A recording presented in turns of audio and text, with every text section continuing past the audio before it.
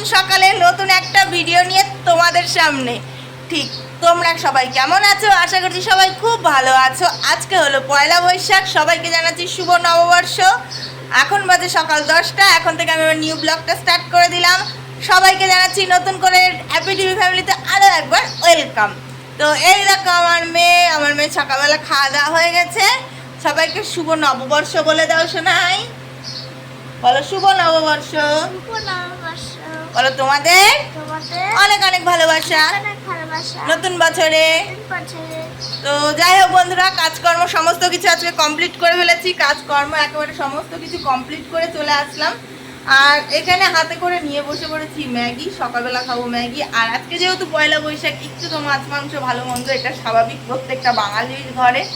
তো যাই হোক, মাংস আনতে গেছে, এখনও আসেনি। কিন্তু জানি না কখন রান্না বসাবো, কখন কী করবো সেটা আমি নিজেও জানি না। 10টা বেজে গেছে, এটা খাবো, খেয়ে নিয়ে ভাতটা তো বসাবো। আজকে 10টা বেজে গেছে, এখনও সকালে কিছু খাওয়া হয়নি।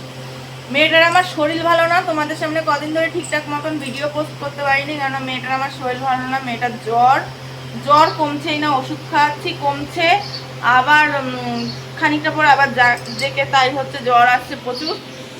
তো যাই হোক বন্ধুরা, দেখি কি হয় মেয়ে। আজকের দিনটা যদি দেখি এরকমই হচ্ছে কন্টিনিউ, তাহলে অন্য ডাক্তারখানায় নিয়ে যাব, অন্য ডাক্তারের কাছে।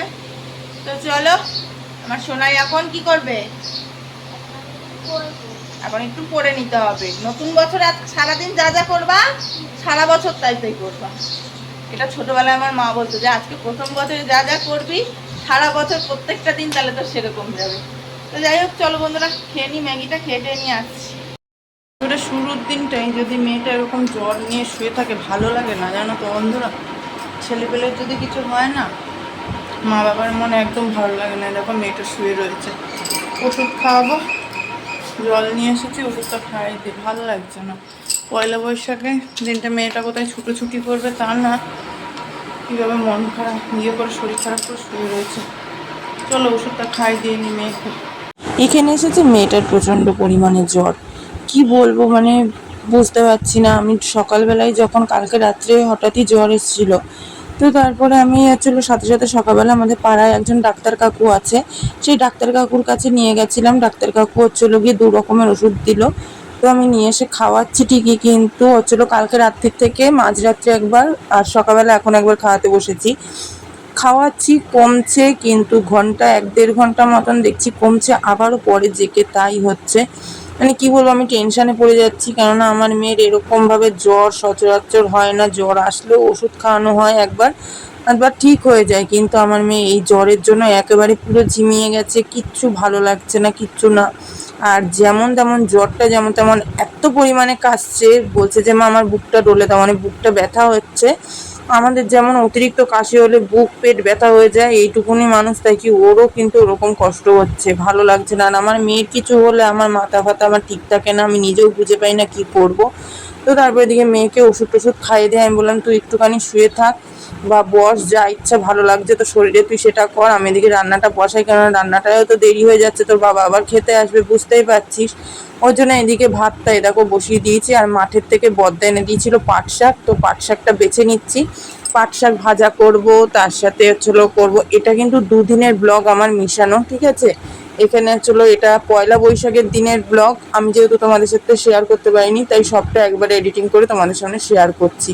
এটা হলো পয়লা বৈশাখের দিনের ব্লগ। এখানে আজকে রান্না করছিলাম পাট শাক ভাজা, তারপরে চিকেন, তারপরে পায়েস, একটু যা যা করা থাকে, চাটনি, নতুন বছরে নতুন দিনে যেটুকু যা করার থাকে। আমার শাশুড়িকে দেখেছি, আমার শাশুড়ি আরও অনেক কিছু করতো। উনি পাট শাক ভাজতো, তারপরে পাট শাক বলছি কেন, যে কোনো শাক ভাজতো, 5 রকম ভাজা, ডাল, চাটনি, পাঁপড়, মিষ্টি। বন্ধুরা বসিয়ে দিয়েছি, এরকম শাক থেকে রেখে ভাজা। এই যে মাছের শাক, পাট শাক ভাজা, এই যে কি সুন্দর তার, সেটা বলে বোঝানোর মতো না। এত সুন্দর লাগে, টাটকা টাটকা, যেহেতু মাছের থেকে আনা হয়, টাটকা জিনিসের এমনি একটা স্বাদ আলাদা, তো সেই কারণে আরও যেন বেশি স্বাদ লাগে। তো চলো ঝটপট করে ভেজে নিই পাট শাকটা। এখানে আমার ডাল হয়ে গেছে, এই দেখো ওরা একদম গরম হয়ে তাকিয়ে গেছে। চলো মাছটা ভাজবো। এই যে মাছ দিয়ে দিই তেলে। মাছগুলো 3-4 দিন ধরে ফ্রিজে রয়েছে। টাটকা টাটকা জিনিস খেতে খেতে এমন অভ্যাস হয়ে গেছে, ধরো পুকুর থেকে টাটকা মাছ ধরা হয়, খাওয়া হয়, তারপরে শাকসবজিও প্রায় ধরো তাই বলতে গেলে, তাই জন্য মানে বাসি জিনিস আছে না কোনো স্বাদ লাগে না। চলো রিল্যাক্সে ওরা হতে থাক ভাজা, রান্না টান্না করে নিয়ে তারপরে আসছি।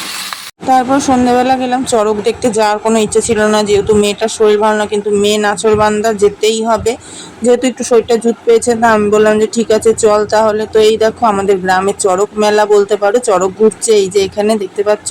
তো চলো চড়ক ঘুরুক, আমার মেয়েও কিন্তু খুব আনন্দ পাচ্ছিল।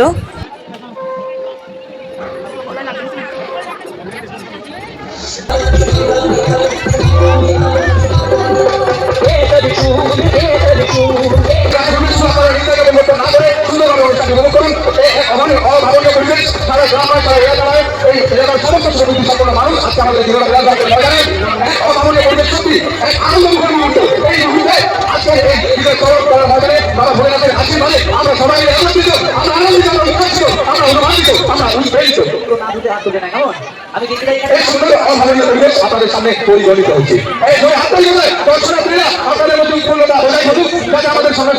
মেয়ে ভালোই ছিল, হঠাৎ করে সন্ধ্যাবেলা দিয়ে বলছে কানে প্রচণ্ড যন্ত্রণা করছে। ওই জন্য এখন মেয়েকে নিয়ে ডাক্তার বাড়ি যাচ্ছে। বন্ধুরা দেখি ডাক্তারখানে কী বলে, কিসের জন্য এরকম কানে যন্ত্রণা করছে। আমাদের প্রচুর ঠান্ডা লেগেছে, সেই ঠান্ডা দিয়ে মানে কানে যন্ত্রণা করছে। দেখি নিয়ে চলে এসেছি ডাক্তারখানা থেকে বাড়ি। বন্ধুরা এই যে মেয়ে শুয়ে পড়েছে, বাড়ি এসে একটুখানি করে দিলাম আসলে ছেমুই, ছেমুই খেলো, মেয়ে শুয়ে পড়েছে। তো ডাক্তারখানা নিয়ে যাওয়ার পরে মেয়েকে ডাক্তারবাবু বললো যে ওর ঠান্ডার থেকে প্রচণ্ড ঠান্ডা লেগেছে, তো ঠান্ডার থেকে নাকি কানে যন্ত্রণা করছে। তো যাই হোক, তো ওষুধ দিয়েছে। আগের দিনও ওর বাবা গিয়ে ঠান্ডার ওষুধ, কাশির ওষুধ, সব রকম অ্যান্টিবায়োটিক নিয়ে এসেছে। ভাল লাগছে না, মেয়েটা শরীর ভালো না। আর ওই দিক দিয়ে দিদিও ফোন করে বলছে যে বাবার প্রচণ্ড শরীর খারাপ, কী জানি না, বাবাকে দেখতে যাওয়ার কথা বলছে দিদিও। কি করব কি আমার মাথায় কিছু খেলছে না, আমি জানি না আমি কি করছি, কি ভিডিও তোমাদের সাথে আমি শেয়ার করছি, আমার মাথায় কিছু খেলছে না। কারণ এইদিকে মেয়েটার এভাবে শরীর খারাপ, ওইদিকে দিদি বলছে বাবা খাওয়া দাওয়া বন্ধ করে দিয়েছে, নাকি খাটের থেকে পড়ে গিয়ে প্রচণ্ড পরিমাণে কোমরে চোট পেয়েছে, তো সেই কারণে নাকি খাওয়া দাওয়া বন্ধ করে দিয়েছে। দিদি বলছে অবশ্যই তুই একবার এসে বাবাকে দেখে যা, বাবা তোকে বারবার করে দেখতে চাইছে।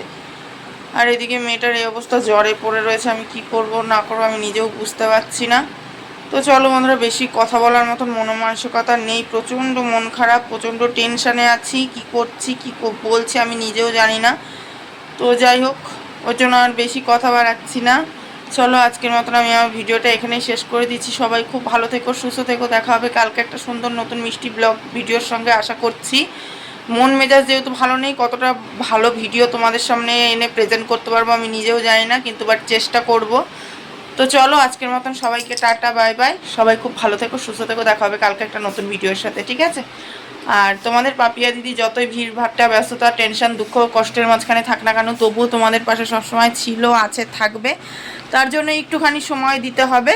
তো চলো আজকের মতন টাটা সবাইকে, আর নতুন একটা ভিডিওর জন্য সবাইকে আসার আমন্ত্রণ রইলো। আজকের মতো টাটা। আমি জানি না কি বললাম কি না বললাম, কি তোমাদের সামনে দেখাতে পারলাম। যদি কোনো ভুল ত্রুটি করে থাকি অবশ্যই নিজের বোন বা দিদি ভেবে ক্ষমা করে দিও। আজকের মতো চলো টাটা, লাভ ইউ অল।